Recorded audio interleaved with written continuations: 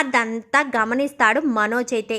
ఈ బాలుగాడికి బుద్ధొచ్చేటట్టు చేయాలి, ఇక్కడున్న 4 రోజులు వీడు బాధపడుతూ ఉండేటట్టు చేయాలి అంటే ఏం చెయ్యాలి అని మనోజ్ ఆలోచిస్తూ ఉంటాడు.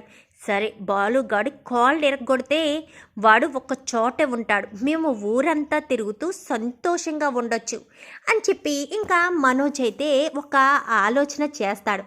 వాడికన్నీ కూడా అలాంటి ఆలోచనలే కదా వస్తాయి, పిచ్చి పిచ్చి ఆలోచనలు. సో అలాగే ఆలోచన చేస్తాడు. బాలు బయటికి వచ్చే సమయంలో నూనె వేసేస్తే కాలు జారి పడిపోతాడు, అప్పుడు కాలు విరిగిపోతుంది అని ఆలోచిస్తాడు. ఆలోచించి వంటగదిలోకి వెళ్ళి వంటగదిలో దిక్కులు చూస్తూ ఉంటాడు. చూసేసరికి ఈలోపు ఎవరో రావడంతో గబగబా బయటకు వచ్చేస్తాడు. మళ్ళీ వాళ్ళు వెళ్ళిపోయిన తర్వాత మళ్ళీ వెళ్తాడు. మళ్ళీ వెళ్ళి అటు ఇటు చూస్తూ ఉంటాడు. ఇప్పుడు కాదు, మళ్ళీ రావాలని చెప్పి బయటికి వెళ్ళిపోతాడు. ఇదంతా కూడా సుశీలమ్మ గమనిస్తూనే ఉంటుంది. ఏంటి మనోజ్ గాడు వంటగదిలోకి వెళ్ళి ఏం చక్కబెడుతున్నాడు, వెళ్తున్నాడు వస్తున్నాడు, ఏం చేస్తున్నాడు అనుకుంటూనే పెద్దగా పట్టించుకోదు. ఇంకా ఇంట్లో వాళ్ళందరికీ కూడా ఏదో ఒకటి చేసిన పిండి వంటలన్నీ కూడా ఇవ్వడానికి మీనా సహాయం తీసుకుని ఇంకా అందరికీ పిండి వంటలు ఇచ్చి అందరినీ కూడా ఆప్యాయంగా పలకరిస్తూ ఉంటుంది. అంతా కూడా సంతోషపడిపోతారు. ఇంకా ప్రభావతి అయితే రోహిణి వాళ్ళ మామయ్య వచ్చేస్తున్నాడు, వాళ్ళ మామయ్య విలువైన వస్తువులేయో తెచ్చేస్తాడేమో అనేది ప్రభావతి ఆశ. ప్రభావతిది ఎప్పుడు ఎవరో ఒకరు ఏదో ఒకటి తేవాలి అనేదే కదా ప్రభావతి ఆశ.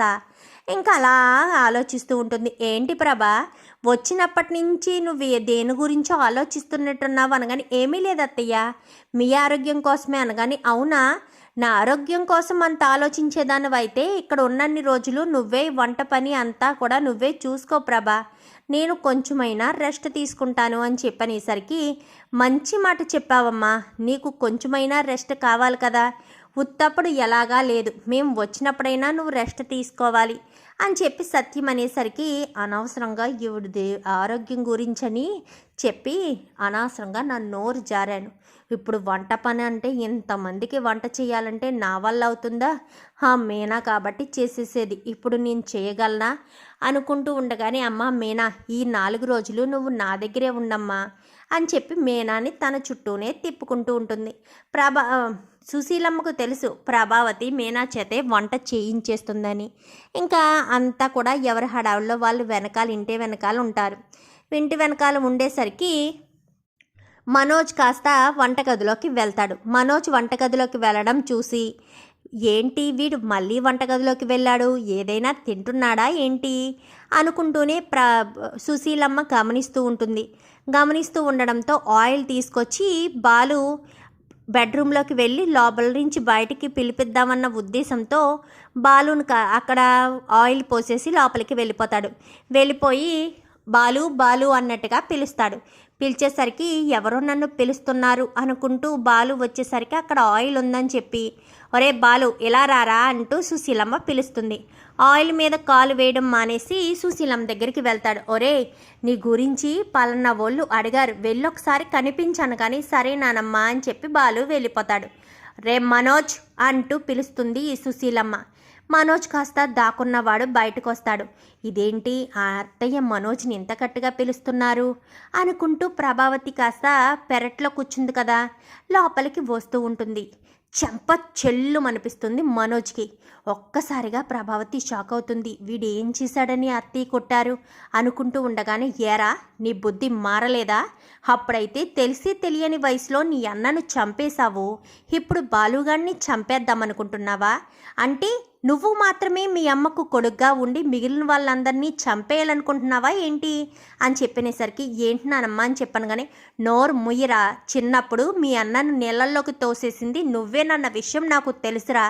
పాపం బాలు, వాళ్ళమ్మ అంటే వాడికి పిచ్చి ప్రేమ, అయినా కానీ వాళ్ళమ్మ వాడిని ఎందుకు దూరం పెట్టిందో తెలియని వయసులో నువ్వు తప్పు చేశావు అంటే వాళ్ళమ్మ తట్టుకోలేదు అన్న ఉద్దేశంతో చెయ్యని తప్పుకు వాడు శిక్ష అనుభవించాడు. నువ్వు సంతోషంగా నీ జీవితాన్ని నువ్వు సంతోషంగా గడిపావు. ఇప్పుడు వాడు నీకేమడ్డొచ్చాడనరా, వాడిని నూనెసి మరీ పడగొడదామని చూసావు. కరెక్ట్ సమయానికి నేను పిలిచాను కాబట్టి వాడు ప్రమాదం నుంచి తప్పించుకున్నాడు. అదే వాడు ఆ నూనె మీద కాలు వేసుంటే, అది ఏ తలకో తగిలుంటే వాడు కూడా చనిపోయి ఉండేవాడు కదరా. అంటే నీ నీ తోడబుట్టిన పాపానికి, నీ అన్నగా పుట్టిన పాపానికి వాడిని చంపేశావు. ఇప్పుడు నీ తమ్ముడుగా పుట్టిన పాపానికి నీ వీడిని కూడా చంపేస్తావా? అంటే నీ అన్నదమ్ములు చంపేసేది నువ్వేనా అని చెప్పి మాట్లాడుతూ ఉండగానే ఒక్కసారిగా ప్రభావతి షాక్ అయిపోతుంది.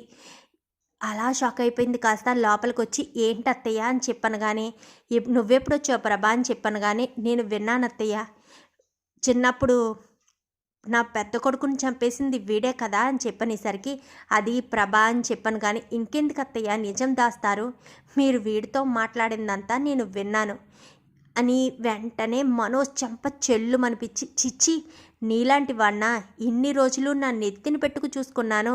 ఆ బాలుకు ఏ రోజు కడుపు నిండా తిండి కూడా పెట్టలేదురా నేను.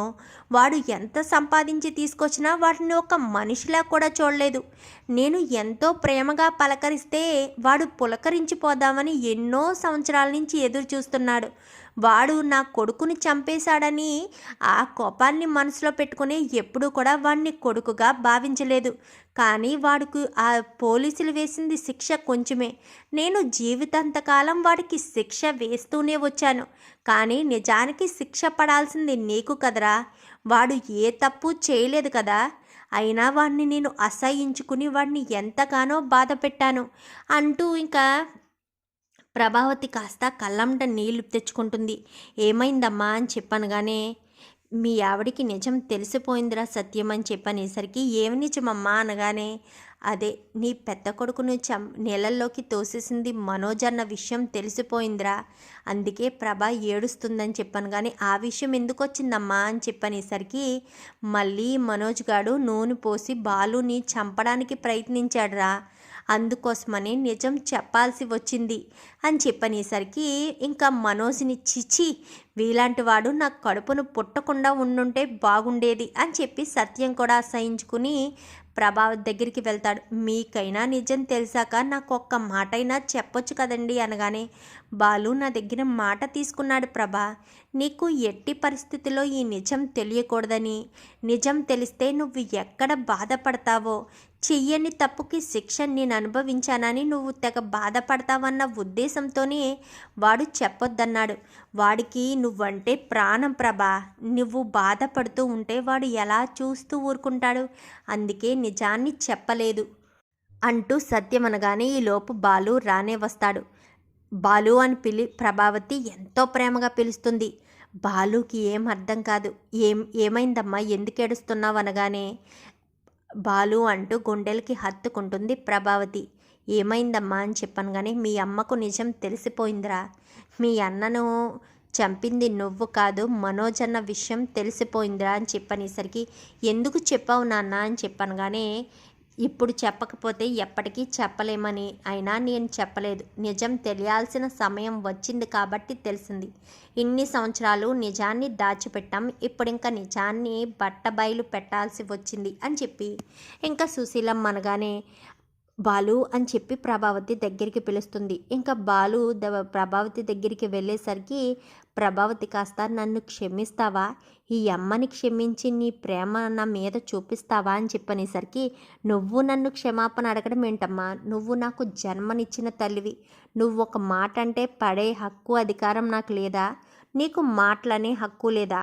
నేను నీ కొడుకునమ్మా, నీ కడుపును పుట్టిన కొడుకుని అంటూ ఇంకా బాలు ప్రభావతిని గుండెలకి హత్తుకుంటాడు. ఈలోపు మీనా అందరూ కూడా వస్తారు.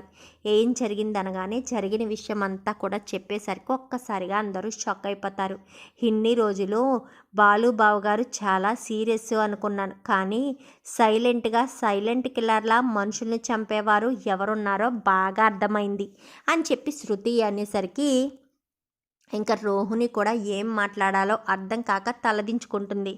ఇన్ని రోజులకి ఈ విషయం నాకు తెలీదు. అన్నయ్యని ఎందుకు దూరం పెడుతున్నారో తెలీదు, కానీ అన్నయ్య అంటే నాకు చాలా ఇష్టమమ్మా. బాలు అన్నయ్యని చూడకుండా నేను అస్సలు ఉండలేను అంటూ ఇంకా రవి కూడా తన మనసులోని ప్రేమని చెప్తాడు. ఈ విధంగా మనోజ్ గురించి భయంకరమైన నిజం తెలుసుకుని బాలుని దగ్గరికి తీసుకుంటుంది ప్రభావతి. చూద్దాం మరి రాబోయే ఎపిసోడ్స్లో ఇలాగే జరగాలని మీరు కూడా కోరుకుంటే వీడియో నచ్చితే లైక్ చేయండి, ఛానల్ని సబ్స్క్రైబ్ చేసుకోండి, పక్కనే ఉన్న బెల్ సింబల్లో ఆల్ పై క్లిక్ చేయండి. Thank you for watching.